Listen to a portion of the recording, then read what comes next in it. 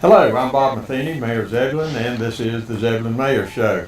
As you can see, we're down at the community park on the southern edge of town, and we're going to throw some frisbees here in a little bit and show you what's available down here at the park as well and what's going to be going on.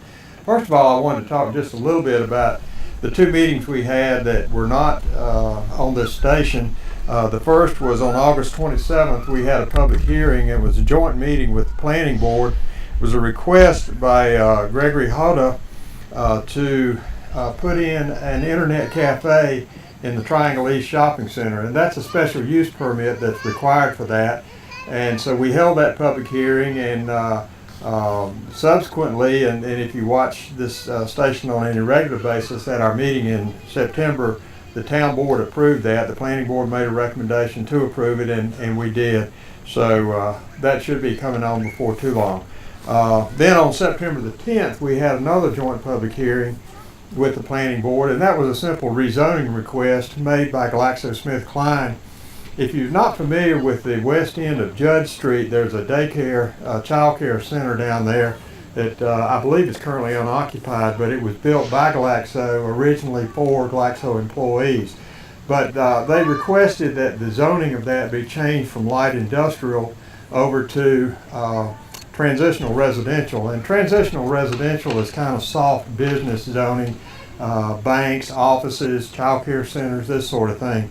This would then allow this daycare center to be operated as a daycare center not owned by Glaxo, because it would not be if they wanted to sell that property.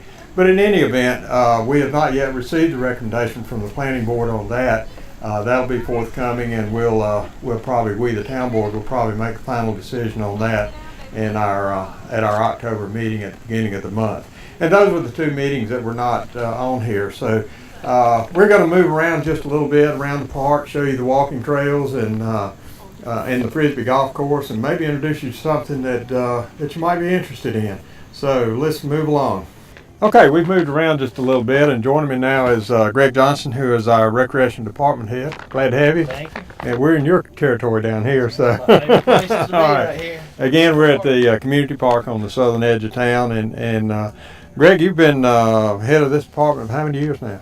Let me count, 22 22 years? somewhere in there. Yeah, well, not too very long. But anyway, what we're going to do is talk about the park. There's a lot going on down here, and we, of course, are very proud of our recreation department and parks throughout the town. We actually have 6 parks that are being used, and we're part owner of a 7th park along with the town of Wendell, which is not yet developed, but maybe that's in the future. I hope so too. Anyway, we're down here. Let's talk just some general information about the park, Greg, and tell us about its evolution, if you will. It's 47.5 acres as we stand. We're fortunate that we're not landlocked. We've got room to grow in the future if we want to expand the park. It was started in 1989. I say started, that's when we opened, actually, right. In 1989 to play softball. Started out with the driveway here, the parking lot, and 2 athletic fields. A lot of it was done with grant money. I think that the organization at that time had gotten a Land and Water Conservation Fund grant to get started with, and we went from there. Well, the facilities that are down here now, let's talk about what all is down here. Okay. After we built these ball fields, we soon thereafter built the concession stand and the restroom to go with it. Complements the play at the fields nicely.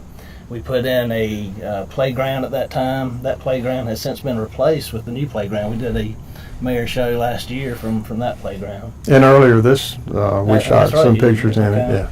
And then we put in 2 picnic shelters at that time. We've done trail work way back in the 90s. We've had trails through here. We've built 2 basketball courts that get a lot of play. Some of the most used, that's one of the most used facilities that we do have. And we've got a disc golf course that we're going to show off in a few minutes. And you touched on the fact that there's been numerous grants that we have gotten. I assume some of them were 100% grants, and some of them were maybe 80% or this sort of thing, where the town had to put up money to match the grant money. Mm-hmm. Historically, we've probably, just in this park, been the reward of more than $1 million in grants grant money over the last 20 years. Some grants we've matched with other grants. Some of them are 50-50 matching, some 80-20. We were able to do the playground with the CDBG grant money. That was 80-20. Right now we're using a 100% grant fund to fund concreting, cementing some of the trails that we have in the park. Well, we have a map of the park here. Let's sort of orient people just a little bit. This is south of Rendell up here. Did I get that right? That's yeah, right. yeah. This is the parking lot where we're standing right now. The ball fields are here and here. And softball, baseball, Little League? What? Yeah, well, this field on the left we refer to as Field A. We just hadn't gotten around to naming it anything different yet. Right. Field A is referred to as a multi-use field. It was designed in which you can have soccer and football and different sports in the outfield. It can have the big guys that play baseball. We've got 90-foot bases on that field. Fences anywhere from 325 to 425 on that field. So it's multi-purpose. This field here is a youth field. We've got a portable fence on it. We can take the portable fence down and play softball on it for right. We also have basketball courts here. Mm-hmm. This is, of course, the parking lot, and as I said earlier, we're standing here. Tot lot and restroom facility is right up in this area, and this is the trail, the various trails through here. So let's talk just a little bit about the trails, and then I want to go back to the ball fields. Maybe let's talk about the ball fields first. What are we fixing to do down there? Oh, we've got a wonderful project. We're going to replace the ball field lights. As I said, we started play out here in 1989, so these lights are about 23 years old and have neared their useful life. They consist of the old wood poles. Over time, the lights dim just a little bit, and it's just time to replace them. So we've got a wonderful project coming up. Chris Ray, our Public Works Director, is project leader in that. He's run such great projects as the Town Hall building and the Community Center and done a lot of good things with many of our projects. We're going to come in here and take down all 14 of the wood poles and the light fixtures. We're going to replace them with 10 galvanized steel poles, put 121 fixtures up on those. The foot candles, if you're familiar with that term, we're going to have 50-foot candles in the infield, 30-foot candles in the outfield. So I think even I could hit a fastball into that. Well, let's talk about foot candles. 1 foot candle is 1 candle in 1 square foot. That's correct. Right. That's right. So if you have 1 square foot and you put 50 candles in, and that's where foot candles comes from. I'm not sure it's really a candle, but that is where it came from. Yep. So it'd be like putting 50 candles in 1 square foot. So That's right. that's a lot of light. That is a lot of light. So Sure is. so they really should be able to see and play well at night. Well, with the let's talk about the trails in a little bit. Okay. This portion, the purple line that you see here has been the first phase. If I'm not, I think I'm correct. I'll leave it to you to The purple explain. lines were existing. Right. We already had these in place. Right. This is a bridge here in which we'll cross, and it became gravel at that point, Right. or natural surface. And then this purple line here is the cement walkway that's in between the two fields. So you could call them phase 1, and these Uh-huh. well, you've got them differently here. But anyway, then last year we did what really is phase 1. That's exactly Yeah. right. We went around Field A with a loop. We put a loop around Field A to join into this existing walkway here, creating a 1/3 mile track Okay. in which people could walk on, and we like that idea a whole lot. Just we wanted a walking track, number one, for exercise. Walking's important, exercise is important, and we're trying to encourage people to do that. We've got a great place to do it here, but when moms bring their kids to ball practices or ball games or something like that, while the kids are out there practicing, the moms and the dads can get a little exercise at the same time. It's very convenient. Okay, and then this year we've done this section, which you've got as phase 2. So let's talk about that just a little bit. That loops into this track here. It connects and it goes through the wooded section. This has always been a trail. There was a trail here, Bob, before Right. we even created the park here. It's just Right. a natural trail from many, many years ago. And it's always been pretty back in there. And now we've got this is a cement walkway in which you can easily traverse through the wooded area. You can take your kids out there and enjoy the outdoors, get good exercise. push baby strollers out there, and it connects up in here to where now you can get to any facility we have by a cement walkway. Right, and the golf course, which we'll get to in a little bit, actually, the Frisbee golf course runs down through here. This trail has not been cemented this year, but it will be at some point. We're hoping to. We've been working with the First Baptist Church on Barbie Street about connecting with us. We would like to connect with their property with a cement walkway to where we can get to their church very easily from the park, and from their church they can get into our park. Their seniors could reach us easily and safely, as well as their young people. Okay, phase 3, I assume, would be next year. Grant money continuing to roll in. So around here, so let's talk about that just a little bit. This is Griswold Field, and once we get this loop done around Griswold Field, it'll connect, of course, into the walkway right here. We would wind up with this entire loop being about 3/4 of a mile long, right? To where you could get a nice workout in just 1 or 2 laps. Let's just talk about the use of the trail in general. And I know you've talked about walking, but how about what's in there that people can see? I mean, kids, if they come down and explore the wooded area, so to speak. Well, as you said, number one, the disc golf course runs through the wooded area, and there's some shared space back there between walking and disc golf. So it may be that you wanted to bring a disc and just throw a few discs while you're out there, and that's a good way to get exercise and play at the same time. There's a beautiful creek that runs through the park, and it runs right by and through, and up under some of our trails. We've got 2 bridges that's shown right here on this map that has some beautiful features to it. It really does. Lots of nice trees. There's a variety of trees, variety of plant life. We get a lot of animals through here, your squirrels and your rabbits and your deer come through here. We won't talk about the snakes or anything like that. Well, I've seen a few snakes when I've been walking. They've all been black snakes, but it's been extremely rare for me to see that. But I run across deer. I've seen deer several times. Yeah. You get turtles and just all kinds of great nature to share with your kids. Well, it's a great addition to the town. As I said, we have 6 parks. This is what I would call the premier, the home base, so to speak, if you will. And this also backs up to the community center, which is right over here. Mm-hmm. So this is, again, the trail system. This trail actually is a sewer easement outfall line that actually runs all the way to Five County Stadium. It's not open through there all the way, but it does run all the way back through here. And we've also just, since you mentioned that we're talking about disc golf, there's a disc golf hole that runs almost a length for that. Right. Okay, well, I think that covers the park for us, or the trail system. Now we want to jump over and see if we can learn a little bit about the Frisbee golf course, and might even throw 1 or 2. Yeah, I hope so. Okay, we'll move along then. Okay, we're back together now. Moved down to part of the walking trail, which is also the disc golf course. And Greg, introduce our guest here. This is David Mansfield. I met David Mansfield probably about 16 or 17 years ago. He had called in and come into the office and had this crazy idea of wanting to put a disc golf course in Zebulon Community Park. In the back of my mind, I knew there was no way we would do something like that.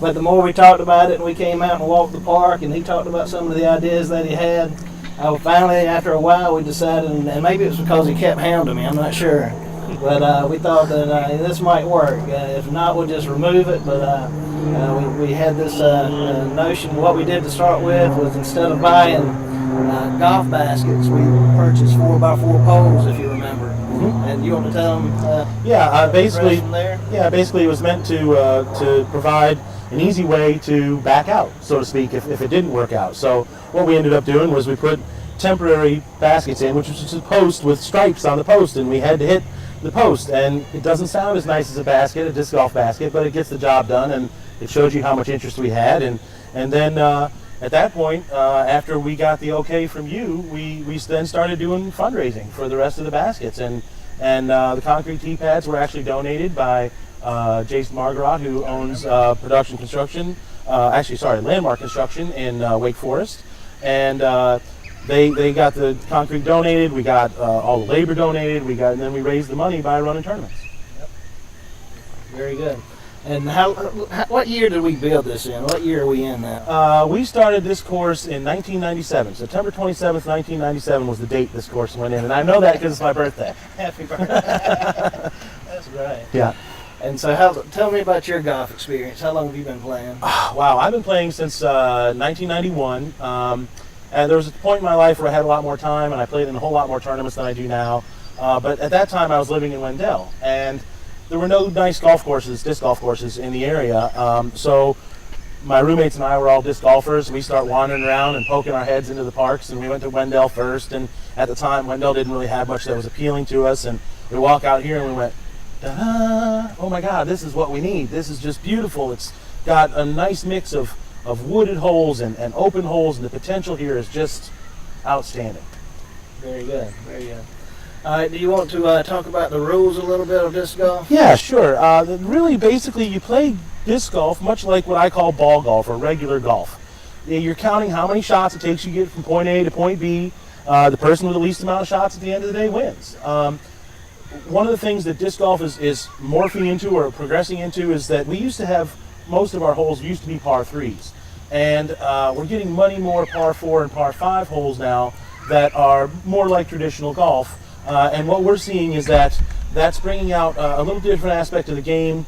It used to be that we're playing everything for twos, which would be a birdie in that case. Now we've got par 4s and par 5s, so it's just changes the game a little bit. But Zebulon was one of the first areas that we did that in. That was one of the first courses in this part of the country, well, maybe this part of North Carolina is more accurate, that had par 4s on it. And this course has 3 par 4s, which make it a little bit more challenging and make it a little bit tougher course. But also the beauty here makes it so that it's still a very attractive place to play, even though it's challenging. Yeah, I still like playing to this day out here. I really Yeah, like it is fun. As a Parks and Rec director, besides just it being a fun game, I like it because it's a little bit different than anything else in the area. There's not many disc golf courses around here. 2 other things I like about it a whole lot. It's created trails. You know, we've got this nice walking trail that we put in here, and this is the main trail. But off that, through the golf course, is subsidiary trails. Sure. And you can walk all the way around this park, through the woods and what have you. And then the third thing I mentioned that I really, really like about it is that it provides a measure of security. Yeah. Anytime we have people walking around this park playing golf, there's less likely that anything ill may happen that shouldn't be happening. So that's what I like about it. I felt like the security piece was one of the major selling points, sort of, when I was talking to you originally, that you're like, yeah, okay, yeah, it sounds nice, yeah, you guys are going to do the work, but the security in the park, that makes everybody feel safer, and that not only helps the disc golfers, but it helps the rest of the community say, you know what, I don't worry about wandering around on those trails in the back of Zebulon Community Park, because I know there's going to be somebody walking through every 5 minutes playing golf. Exactly right. Well, okay, do you want to get into One thing, let me borrow you. Sure. One thing I wanted to talk about just briefly is you have a mix here of golfers and walkers, and I have found that the golfers are fine for you to just walk on by them and keep going, and that you're not interrupting each other. Yeah. And so if you're down here playing golf, be considerate of the walkers. If you're walking, be considerate of the golfers, and I've never seen a problem. But don't worry about it. Just go on and do your thing and move forward. There's a lot of mixed use. Right. Yes, I'd like to talk about the equipment a little bit. Sure. and let David explain that and demonstrate it, and maybe even try to get me to throw one. I'm not sure. I'll be happy I to can show do you that. how. So, One quick thing I wanted to say was that one of the things that as a disc golfer I'm very aware of is that I have a kind of a sharp object in my hand when I'm playing playing golf. So watching out for kids and children and other golfers is something that we just do naturally. So the fact that this is a mixed use environment to us is wonderful. We want other people out here. But at the same time, we are conscious that there are other people out here. And that's one thing that we just really try to pay attention to. yeah, we all think of Odd Job and James Bond. You remember? Yes, sir. Yes, that sir. was a frisbee of sorts, I Yes, suppose. sir. Yes, sir, it was. But we don't have those out here. No, So. sir. No, sir. Okay, well let's talk about the equipment. Let's get some of yours Okay, out. yeah. All right. Basically, what we have is this is actually Greg's bag with some. Oh, sorry, this is actually Greg's bag with some different variety of discs. We have a different variety in just kind of like in a regular golf bag, where you have some discs that have sharp edges, and some discs, and this is like a mini marker, That's actually a hockey puck mini marker. But That then, was a little disc. but then we have also a putter, and you can see that the putters have much more of a rounded edge, and these fly much more like a traditional frisbee. These other frisbees that have these real sharp edges on them, they don't want to fly normal. You have to learn how to throw them a little bit. Where a putter is more of a traditional shot, you feel like it's a normal shot. And then we have something more in the middle, more of a mid-range disc. Actually, this is what I want right here, this Buzz. And if you look at the difference in the profiles of these discs, this Buzz, and I'll put them in order so that they look right. This Buzz has a much fatter edge than the driver, but then the what we call the ABR or the putter is even fatter yet, again flying more like a regular frisbee. Okay. Well, let's see if we can fling one. Well, let's do it. All right. Where do you want to go? Let's just go right here. So here, what I wanted to show you is just real quick a couple things about how to grab and hold on to the disc, because it's a little different than a regular frisbee. A lot of times when we're holding a regular frisbee, like a catchable frisbee that we throw at the beach, you hold it with like a fan grip, and the deal with those guys is that when you throw them, they tend to flatten out, and they want to, as a right-handed thrower, they tend to want to go to the right if you're not careful and not throw what we call enough hyzer on it, which means angle. So with these guys though, you go ahead and grab right on the bottom. You get all 4 fingers up in there, and then you slide your thumb out a little bit on the top and snap it. Yeah, that's it. So I'll throw one here real quick, and we'll see how it goes.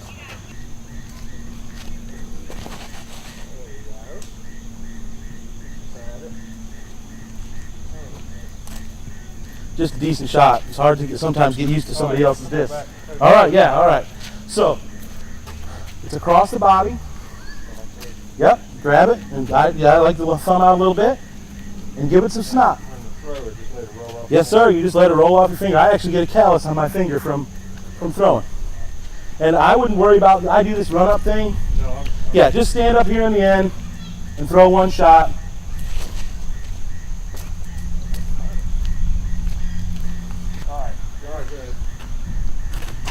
There you go. There you go. That's all you need.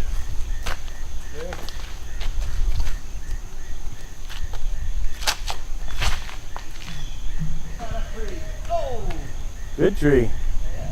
Sometimes you get tree love. All right. Okay.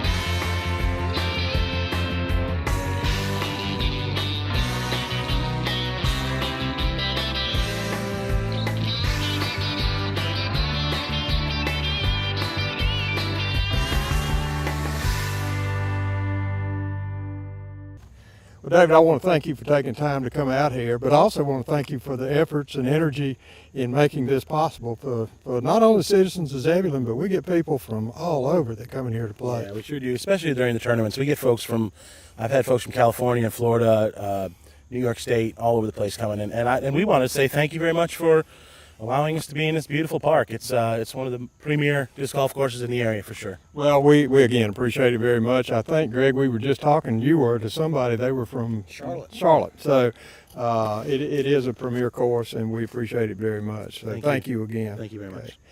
Greg, I want to kind of wrap up talking about how we can, if people want to play, but they don't have a Frisbee, they don't know what the course layout is, they don't know what the rules are, and we've covered, of course, some of it. It's all pretty simple. Yeah. How do they get that help? To acquire a disc, if you want to purchase some, you can go to any of your local sporting goods stores and purchase them for $10 or less. Now you can spend as much as 15 or 20 bucks on them if you want to, but I wouldn't as a beginner if you don't have any yet. You can buy a little 4-pack, like that's actually my youngest son's pack there, but get a little bag and 4 Frisbees and a marker disc for about 50 bucks, something like that. Also, we started this program at the community center. We've got some discs up there, and you can check some out. We don't rent them out, but we do ask for a deposit. It's I think the deposit is $10, and you take the disc and play with it as long as you want to that day, and when you bring it back, you'll get your $10 back. Right. To get around the golf course is pretty easy. The best way to get started on hole number 1 is to park at the playground parking lot. Number 1's right beside the picnic shelters there, and it's pretty easy to traverse the course. One basket pretty much leads to the other. Where there's not, we try to have some arrows. And also, we're working on getting a map. There's a map online. If you want to do a search, we're going to get that map and get it on our website as soon as we can. We just have learned recently about that map. but it'll show you the layout of the course as it sits in the park. And again, what we're trying to do is encourage people to use the park. It's your park. You can come down here and walk. You can play frisbee. You can play basketball. Just on and on. It's just we're very proud of this park system. Very proud of you and your staff and the work that you do. So if you're interested in just finding out if you like it, come on down and put a deposit down. Get some frisbees. Come out here and give it a whirl. If you like it, you may want to go buy your own. If you don't, you may just want to take them back and get your money back and say you had a good time finding out. But nonetheless, you can walk, which is good for you as well. So I hope you found this information useful. As always, if you need more information, feel free to contact the Recreation Department. Give me a call, any of our commissioners. We'll be happy. If we don't know the answer, we'll be glad to find it for you. So thank you for watching, and good day.